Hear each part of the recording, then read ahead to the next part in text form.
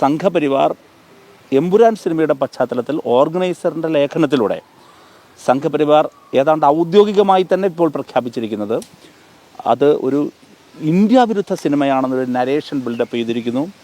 ആവിഷ്കാര സ്വാതന്ത്ര്യങ്ങൾക്കുമേൽ വലിയ കൂച്ചുവിലങ്ങിടേണ്ടതുണ്ട് എന്ന ഒരു സന്ദേശം വരികയാണ്. അതെല്ലാം സ്വാഭാവികമായും നയരൂപീകരണത്തിൽ അത് ത്വരിതപ്പെടുത്തും ഇത്തരം കാര്യങ്ങളെ എന്ന് കാണുകയാണ്.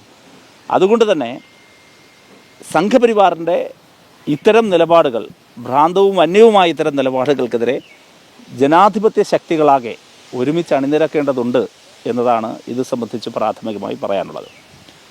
ഒരു സിനിമയിൽ തീർച്ചയായും വിയോജിപ്പുകളും യോജിപ്പുകളും ഉണ്ടാകാം. ഞാൻ എമ്പുരാൻ സിനിമ കണ്ടൊരാളാണ്. ആ സിനിമയിൽ എനിക്ക് വിയോജിക്കാൻ മാത്രമുള്ള ഒരുപാട് കാര്യങ്ങളുണ്ട്. രാഷ്ട്രീയമായി വിയോജിക്കാനുള്ള കാര്യങ്ങളുണ്ട്. ഒരു കലാസ്വാദകൻ എന്ന നിലയിൽ അതിനെ വിമർശിക്കാനുള്ള ഒരു എസ്തറ്റിക് സെൻസിൻ്റെ ആംഗിളിൽ വിമർശിക്കേണ്ട ചില കാര്യങ്ങളുണ്ടാകാം. യോജിക്കുകയും സന്തോഷം നൽകുകയും ചെയ്യുന്ന കാര്യങ്ങളും ഉണ്ടാകാം.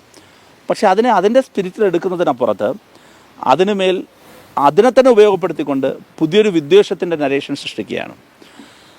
ആ വിദ്വേഷത്തിൻ്റെ നരേഷൻ ഇപ്പോൾ അതിനകത്ത് എത്ര ആപൽക്കരമായ, ഞാനത് ആവർത്തിക്കാൻ ആഗ്രഹിക്കുന്നില്ല, ആപൽക്കരമായ പരാമർശങ്ങൾ ഓർഗനൈസറിൻ്റെ ലേഖനം നടത്തുന്നുണ്ട്. അതുകൊണ്ട് യഥാർത്ഥത്തിൽ ഈ നിമിഷം നമ്മൾ തള്ളിപ്പറയേണ്ടത് എമ്പുരാൻ എന്ന സിനിമയല്ല, മറിച്ച് ഓർഗനൈസറിൻ്റെ ലേഖനത്തെയാണ്. എല്ലാ ശക്തി ഉപയോഗിച്ച് രാജ്യത്തെ, കേരളത്തിലെ ജനാധിപത്യ ശക്തികളാകെ, മതനിരപേക്ഷ ശക്തികളാകെ ഓർഗനൈസറിൻ്റെ ലേഖനത്തിനും സംഘപരിവാറിൻ്റെ വിദ്വേഷ പ്രചരണത്തിനുമെതിരെ അണിനിരക്കേണ്ട ഘട്ടമാണ് എന്നാണ് എൻ്റെ അഭിപ്രായം. ഒരു കാര്യം കൂടി ഇതിൽ കൂട്ടിച്ചേർക്കാനുള്ളത്, RSSനെയും സംഘപരിവാറിനെ ആകെയും അസ്വസ്ഥപ്പെടുത്തിയത് ഗുജറാത്ത് വംശഹത്യയെ വീണ്ടും ആ സിനിമയിൽ ചിത്രീകരിച്ചിരിക്കുന്നു എന്നതാണ്. 2002 ഗുജറാത്ത് വംശഹത്യ എന്നത് യാഥാർത്ഥ്യമാണ്, അതൊരു റിയാലിറ്റിയാണ്. ആ ചരിത്ര യാഥാർത്ഥ്യത്തെ അവർ മാച്ചുകളയാൻ ശ്രമിക്കുകയാണ്.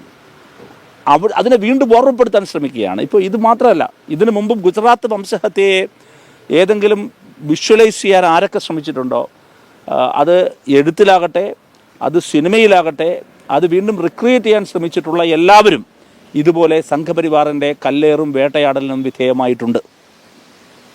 അതാണ് ഇവിടെയും ആവർത്തിച്ചിരിക്കുന്നത്. അപ്പോൾ യഥാർത്ഥത്തിൽ എമ്പുരാൻ സിനിമയുടെ ആദ്യ ഭാഗത്ത് കാണിക്കുന്ന ഗുജറാത്ത് വംശഹത്യയെ പരാമർശിക്കുന്ന 2002 ഇൻസിഡൻസ് ആ സിനിമ എൻ്റെ അഭിപ്രായത്തിൽ എത്ര ലഘുവായാണ് ചിത്രീകരിച്ചിരിക്കുന്നത്. ആ സിനിമയിൽ കണ്ടതിനേക്കാൾ വലിയ യാഥാർത്ഥ്യങ്ങളല്ലേ അവിടെ നടന്നത്.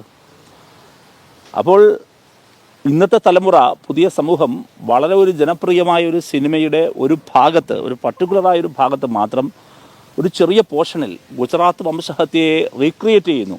അതും അതിൻ്റെ ആഴത്തിലൊന്നും അത് അനുഭവപ്പെടുന്നില്ല എന്ന് വേണമെങ്കിൽ പറയാം. വായിച്ചറിഞ്ഞതിൽ വെച്ച് അന്നത്തെ ഇന്ത്യയിൽ ഒരു രാഷ്ട്രീയ വിദ്യാർത്ഥി എന്നുള്ള നിലയിൽ, അന്നത്തെ ലിറ്ററേച്ചറുകളിലൂടെ, വായനയിലൂടെ ഒക്കെ കടന്നുപോയ ഒരാളെന്ന നിലയിൽ നമുക്ക് ഏവർക്കും അത് കാണാൻ കഴിയും. പക്ഷേ എന്നിട്ട് പോലും അതിനോട് അസഹിഷ്ണുത കാണിക്കുന്നത് ചരിത്രത്തെ അവർ ഭയപ്പെടുന്നത് കൊണ്ടാണ്.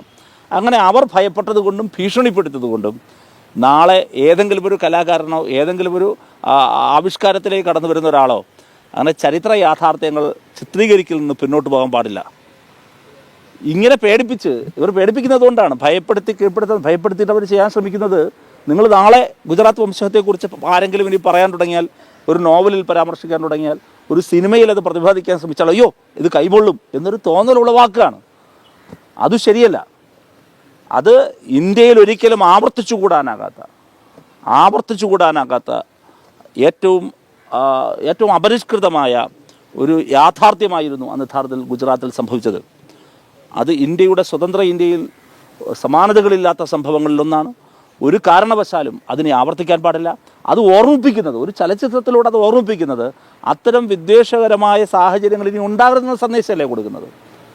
അതിനെ ആ സ്പിരിറ്റിലെടുക്കാതെ ഇപ്പോഴും വംശഹത്യയെ ഉയർത്തിപ്പിടിക്കാൻ, വംശഹത്യക്കെതിരെ ആരും പറയാൻ പാടില്ല, ഗുജറാത്തിനെ ആരും ഓർമ്മിപ്പിക്കാൻ പാടില്ല, ഗുജറാത്തിനെ തൊട്ട് കളിക്കരുത്, ഗുജറാത്തിന് കലാപത്തെ അല്ലെങ്കിൽ വംശഹത്യയെ ഇനി ആരും പരാമർശിക്കരുത് എന്നുള്ള ഭീഷണിയാണ് യഥാർത്ഥത്തിൽ ഓർഗനൈസറിൻ്റെ ലേഖനത്തിലും സംഘപരിവാറിൻ്റെ പൊതുവിലുള്ള ആക്രമണത്തിലും വ്യക്തമാകുന്നത്.